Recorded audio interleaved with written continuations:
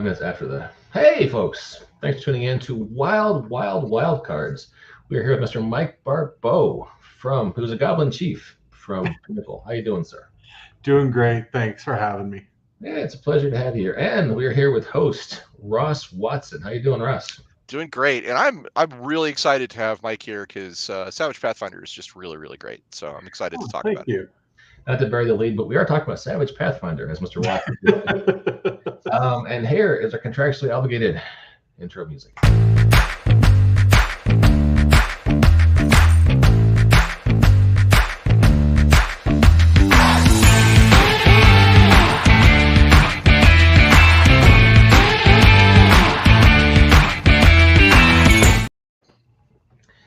And before we dive into geeky conversation, just wanted to mention that the Wildcards podcast is brought to you by none other than Star Anvil Studio. Woo!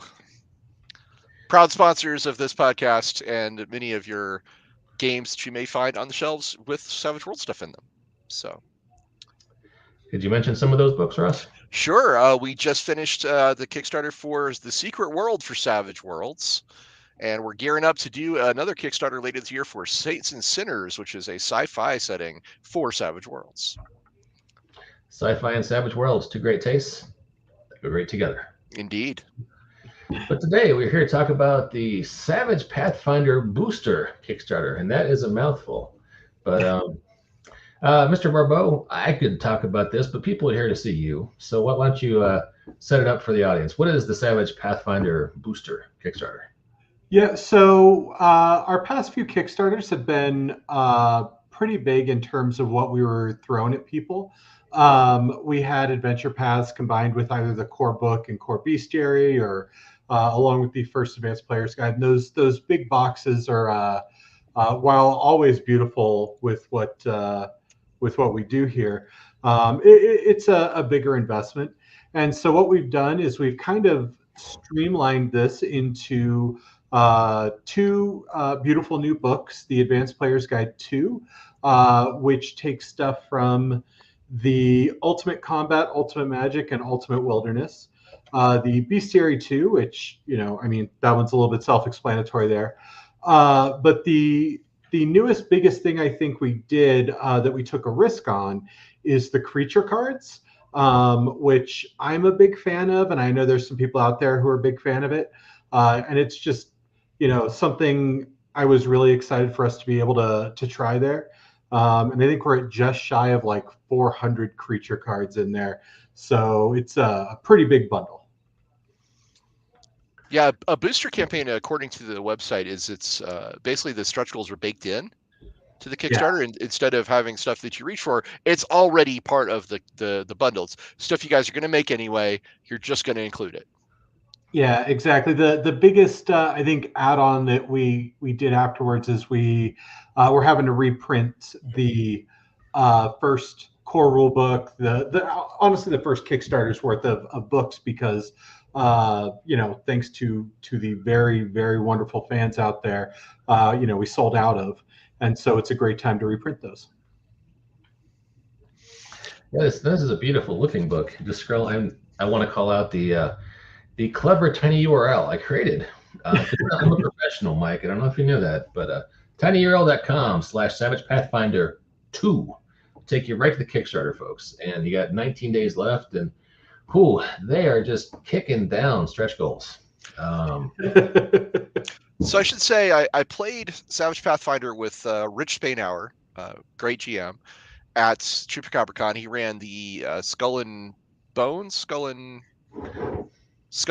Shackles adventure, and it was awesome. It was great. I enjoyed myself just immensely.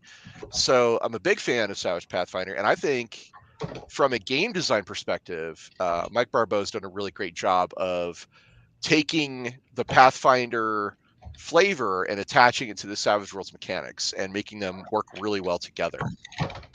Thank you. Yeah, it's a very daunting, process. Anytime you're allowed to play with or work with somebody else's IP, you want to do it right. You know what I mean? And so we've worked very hard to try to grab that flavor and try to make people feel like when they play it, they're playing, in Galarian, they're playing with the honestly great Paizo APs.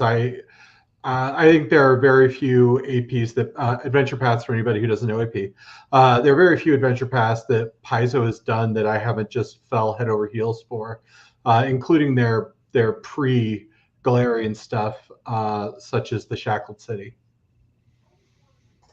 Yeah, we played once in this podcast, and I was like, "Wow, it was just like playing Pathfinder, except there's much less page flipping." So, if you are someone who's played Savage Pathfinder already, what is in the Advanced Player's Guide 2 that is going to make me really excited? So I think to start with is going to be the classes that we ended up pulling from. From the very first Kickstarter, people were kicking down the door asking for the Magus and the Gunslinger, and we didn't lead with those because they were some of the more advanced stuff. But we have those in this book along with the Ninja, the Shifter, and the Samurai, as well as new powers. From smaller ones like Contagion to the legendary power Create Demiplane, which if you're one of those characters or players, I should say, who likes to get big into their own world building within your GM's world, it allows you to do a bit of that. And then, Paizo has a lot of intricate rules, I think. Hey, Jason, where they really dig into the minutia of things, right? And we try to do broad strokes on stuff because, that's what we're really good at, grabbing all these rules and making them fit in. But some of the more advanced stuff, like creating golems and oh my gosh, sorry about that. Lafferty is huge. He's going to devour us all. Run while you can. There was a giant head there for a second. I was like, oh, what's happening here? Hunger, mortals. Behold, Lafferty, this devourer of worlds. That was a fantastic MODOK for a second. But yeah, using that and using the symbol of death, symbol of sleep, the stuff that we couldn't really do direct spell conversions for, being able to harness that so that, when a GM really wants to lay these additional traps and you want to delve deeper into being a trap maker or into dealing with, binding outsiders. Because right now, if you want to bind an outsider, you cast summon planar ally or any of these. But if you looked in like the fantasy companion, we had other methods and rituals and stuff. And so we included the information because there's a plethora of it for binding or making deals with outsiders if you want that to be a bigger part of your game. Because, one of the things I love about RPGs is you can take the focus any direction you want. And, you can play the same game 100 times and focus on 100 different things, and it just makes the game totally different. Now, I understand you have a close personal relationship with the guy who wrote the Fantasy Companion. I don't know any of those people who worked on that stuff. They're all strangers. Yeah. For anybody who doesn't know, Mike Barbeau is also one of the creator. I let you used to be a contributor to the Savage Worlds Fantasy Companion. So you could say he's been involved in Savage Worlds Fantasy for quite a while. It's really interesting if you look at some of the edges in the Fantasy Companion. You can see where they were pulled from edges we did for Savage Pathfinder. They're not, some of them aren't locked behind class edges, but they're out there now in their own form. And it was really interesting because we'd sit there and we discuss, we go, oh yeah, that's a trope we haven't built to, right? And it just so happened to be something we saw doing Savage Pathfinder, and it was really exciting, right? Because we got to go in our own directions and try out new stuff, and yeah, it was awesome. Well, that's great, man. And I really enjoyed it. Jason Sunday says he and his group played through the Savage Worlds version of Rise of the Rune Lords and absolutely loved it. So people are big fans of this stuff. Tyler Childers wants to know about the Gunslinger class Edge. So the Gunslinger is very much about being as lucky as he is good. If you read the fluff on it, there's not a whole lot of gunslingers out there either because of the volatile nature of gunpowder, pruning off the weak, or just because people can't find them. And so the Gunslinger edges allow you to take better advantage of firearms that have a likelihood of blowing up in other people's hands. You can say to heck with a rogue, as you can blow locks off doors and even take care of magical locks. But they have three really, really interesting aspects that they, I think, branch out into. One is they have additional rules for targeting for called shots. So adding additional conditions or outright sending items flying a greater distance away to better manipulate enemies, or shooting somebody out of the air so they crash to the ground is one I've seen used a lot. They have dead shot, which they only get one shot a turn, but they get to double the firearm damage. It really lines up well for them. And then the last one is they can cheat death, which lets them spend a Benny. And for anybody who knows the rule, it's they reduce their wound cap to 1 until the end of the attack. So basically, if you get charged by an orc or anything that suddenly aces a million times and does 4 wounds, you can spend a Benny, and no matter what, you're only taking 1 wound off that hit. Wow.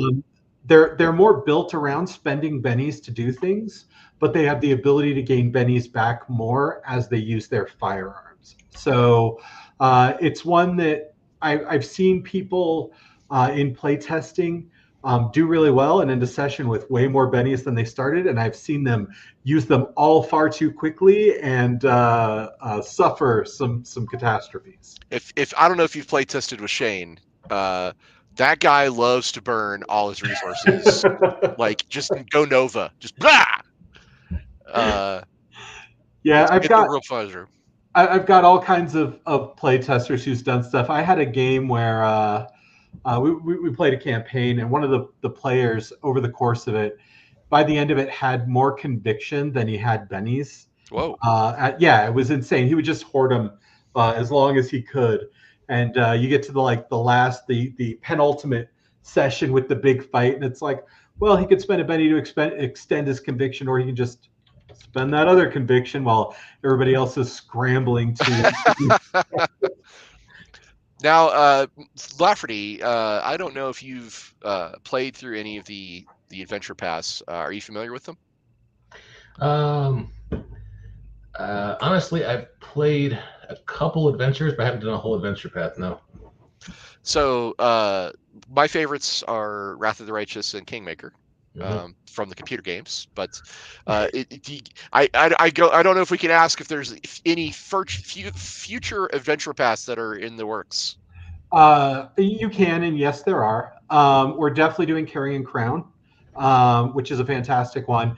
The other one that I want to do for sure is Kingmaker. Love it. So Kingmaker is an interesting one. We were going to do it, I think the last time we talked about an AP, but it was still coming fresh off of Wrath of the Righteous coming out, and Paizo was just doing their 2nd edition Kingmaker. And so, when we do it, first of all, Paizo has been amazing partners, right? They're always communicating. Like, if we have issues or questions, they get right back to us, and they're very open with helping us out and working on their stuff. But I think it was Alcat who put out both those games. Yes. With their epic gameplay in that, I want to have us, before we do Kingmaker, look at the original, look at what they did, look at 2nd edition, talk with Paizo, because I think there is going to be a difference between what people might expect and what the original Kingmaker was, which if anybody hasn't seen the old school floppy books, that was what Kingmaker, originally came in. And so when we do it, I want to make sure we do it right and not only honor, the original and what's been done, but, make sure everybody is getting what they're hoping for. Awesome. Got a question from Tyler Childers. He's asking, what's the crossover with Deadlands Hexslinger? I think we're getting back to the Gunslinger class. There is no immediate crossover with Deadlands Hexslinger.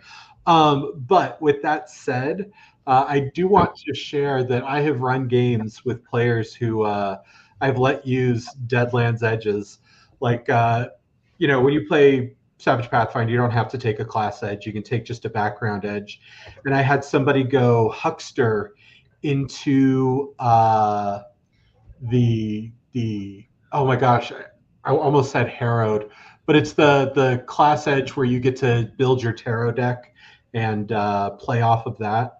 And so I've seen some interesting combinations with people who grab a Deadlands or other setting edge and bring it in. I've seen it work really well, and so I would not be surprised if you could sneak in a Hexslinger with your GM's permission, and it works just fine. Well, we all know that there's sections of Galarian filled with undead cowboys. So I wish I could find it now, but I saw this hilarious chart where somebody kind of sectioned off Galarian and wrote, like, this is where undead Nords are, and this is, Gunslinger Nation and all this stuff. And it just kind of, jokingly called it out, all the different nations.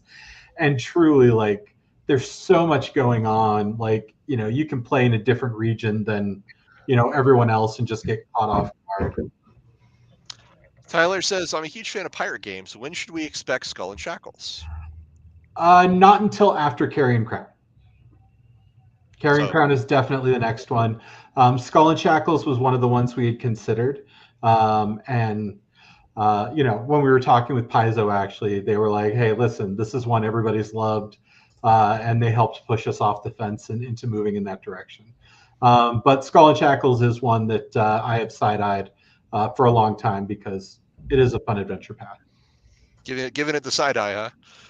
There are sections of Galarian filled with robots and lasers, according to Dan Riley. He's correct. That is the true fact. He is correct. One of the other things we added into the Advanced Player's Guide 2 is, for anybody who knows about these regions, there are regions in Galarian that are really bad for magic users, and they introduce what are called spell blights. And so you can get caught in these areas, and if you end up casting spells, you can contract a spell blight, and it can be something really minor that you can easily cure off with a spell, or there can be like major spell blights where you cast a spell and you immediately go blind for the next like set amount of time, and you have to get relief from it periodically. You have to take a pill every morning for the rest of your life, but it's not that big of a deal because. So I understand that the lasers or robots are actually beyond the barrier peaks. You can take an expedition to get out there and find them. That's an old school joke for anybody who's a gamer. So what you're saying is I can bring a glitter boy from.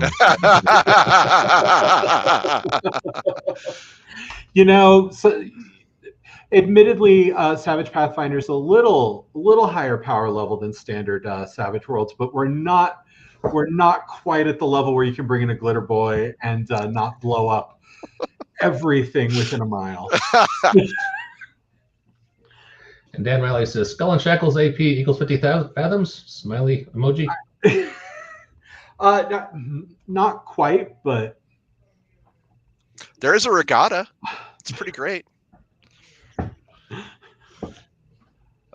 Listen, sorry, frickin' lasers, Dan. Yes, they're very good. Good. That's. All you want is sharks with lasers on their head. Frickin' laser beams. Mike, this is great. I'm really excited to see that there's a lot of great stuff in the future for Savage Pathfinder, and this Kickstarter has 18 days left to go. So if people out there are interested in leveling up their Pathfinder Savage Worlds game, they should go check out this Kickstarter and get a whole bunch of new monsters plus a absolute ton of player options.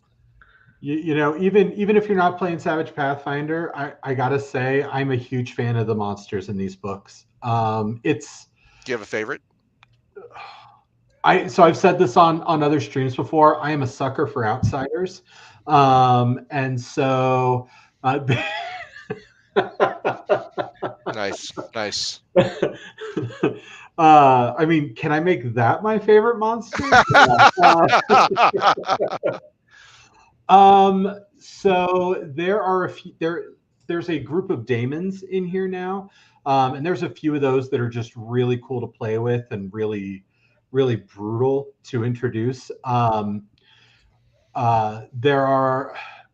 There's Aeons that are really great.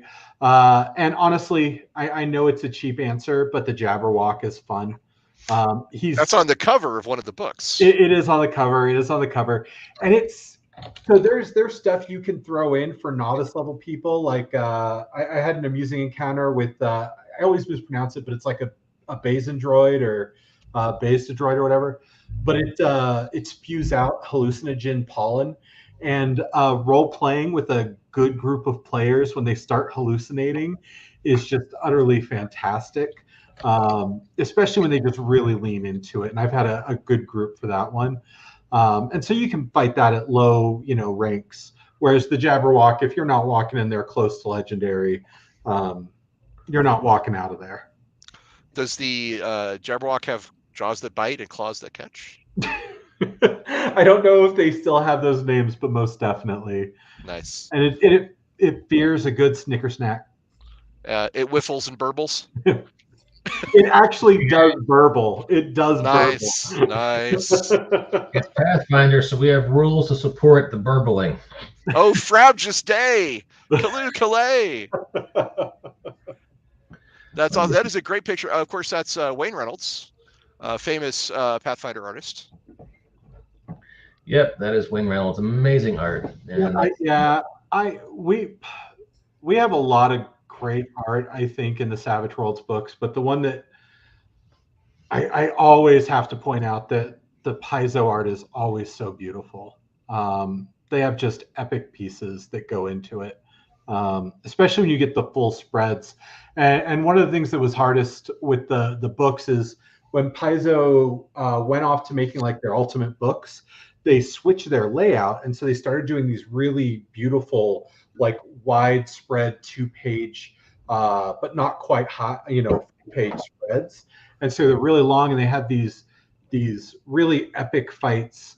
Kind of like the picture on the site with the dwarf shooting the dragon in the eyeball. But they've got other ones where you're fighting off these treants, and they're epic.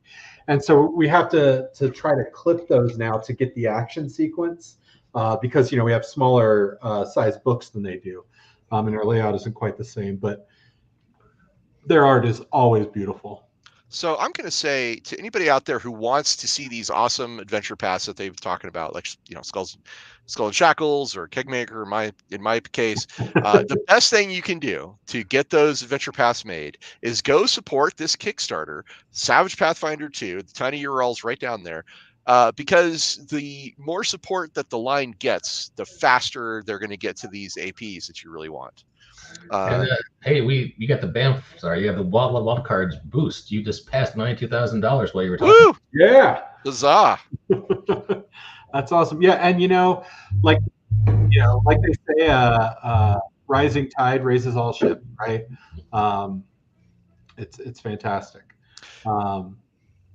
If we're talking about this, I wanted to talk a little bit about Saints and Sinners, but we're focusing on me right now. I see Saints and Sinners come up all the time in my feeds, and it's one I've been looking forward to. Well, great. You're going to see it this year. So, huzzah.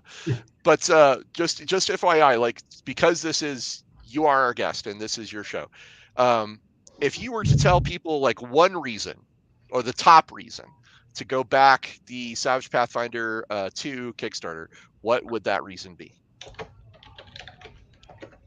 Because it's epic content for epic adventures. Nice. Good answer. I like it. Plus, gunslingers are freaking rad. You only gave me one though, right? I had to pick one like catchphrase. That's true. I'm gonna say my reason is the gunslingers are rad. Lafferty, have you got any questions or final thoughts? No, we're close to the half-hour point, and I promised you when we conceived this podcast over a romantic weekend that it would always be fast, furious, and fun in about 20 to 30 minutes. So I warn everybody that you get me talking and I won't shut up. Welcome to the club. It's been wonderful having you, Mike Barbeau. Welcome. Thank you so much for coming on the show and talking about Savage Pathfinder. Hey, thanks, folks. And once again, just to finish off, tinyurl.com/Savage Pathfinder 2. Dos. Now, Dos.